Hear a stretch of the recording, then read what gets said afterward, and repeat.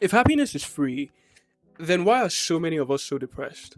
In the next few minutes, I'll attempt to share my thoughts on the issue. Recently, I had a conversation with someone, and we observed that within our generation, there's this new crave for everybody to make it really early. I don't know if this is something that you guys resonate with, but personally, I recently turned 23. And at the back of my mind, especially when I was a kid, like growing up, I always had this idea that by 23 I'd be at a certain level.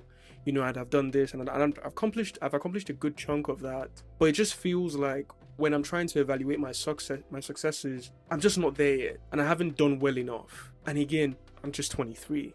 So I'm having this conversation with a friend of mine, and he shares the same sentiment.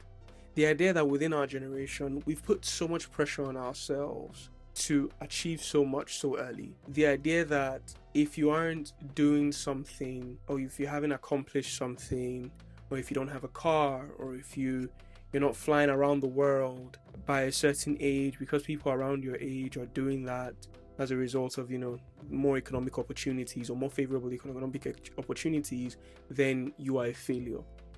And this is something I've had to grapple with, because when I have conversations with my parents, people that are older than me, uncles, aunties, the response I get is, you're putting too much pressure on yourself. You're young. The things don't really work like that.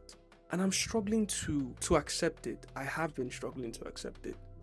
I think the problem is we live in the age of constant comparison. Social media turned life into a never-ending highlight reel. You open your phone and you see people who look better. They travel more, they earn more, they love better, and suddenly your ordinary life feels like a failure. Ordinary. We carry invisible expectations, myself included. At 20, you're supposed to be rich. At 25, you're supposed to be married. At 30, you're supposed to have made it. Actually, for me, it's 27. But whose timeline are we really living on? It's clearly not ours. We confuse attention for love. A like, a comment, a follow. It feels good for a second, but it's hollow. It doesn't hug you when you're alone at night. It doesn't truly see you. And yet we chase it like it's salvation. We have forgotten how to be present. And we scroll through life instead of living it. We document moments instead of experiencing them. And so even the beautiful parts feel empty because we're never fully there. We're looking through the lens of our phone, trying to capture the emotion and relive it again. And deep down, we feel unseen. We're surrounded by more friends than ever, yet no one really knows us. We're louder online, but more silent in our souls. I think the previous generations didn't have the issues that we have. And I think because of the advantages that we've been afforded, we have a greater moral duty to ourselves and to our children to know when to set boundaries in place, to know when to actually look, take a step back and say, this is not good for me. Like, maybe I should not be spending too much time on here, and maybe it's okay to submit to process, and maybe it's okay to wait. I think this new thing, and as much as I say the older generation, like, they can sometimes give you grace, I do think they have a part to play in it when they also put pressure on you by saying things like, there's not enough time, you're running out of time, do as much as you can pretty early on.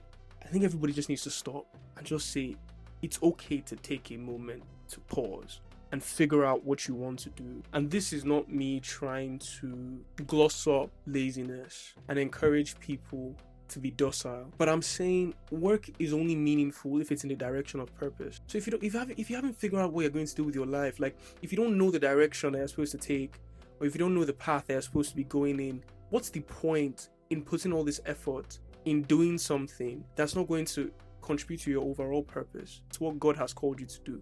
So you're doing all these certifications, you're learning all these new skills, but to what end? You're working hard, but it's foolish work. Because at the end of the day, it doesn't contribute to who God has called you to be. It's more effective to take time out, to wait, and see where God would have you be, than it is to invest all your energy in ensuring that life and time doesn't pass you by. Think about it this way.